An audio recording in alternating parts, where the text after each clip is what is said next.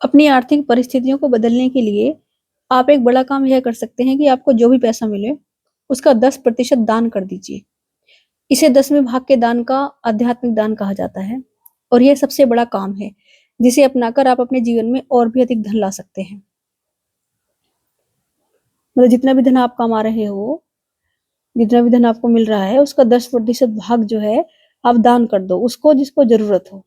जैसे कोई असहाय है, कोई गरीब है, कोई बूढ़ा है, तो इस तरीके से अगर आप दान कर दोगे 10% हिस्सा अपना उसका, तो जो प्रकृति है ना ये यूनिवर्स है, ईश्वर है, ये आपको उसके बदले कई गुना जो है लौटाते हैं। लेकिन जब दान करो तो इस भावना के साथ मत करो कि लौटा ही जाएगा।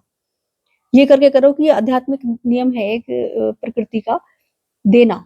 जब जब आप दोगे, है ना? तभी आपकी तरफ लौट कर आएगा, नहीं दोगे तो बुरी चीज़ें आ जाएँगी। इसलिए अच्छी चीज़ें दान करो।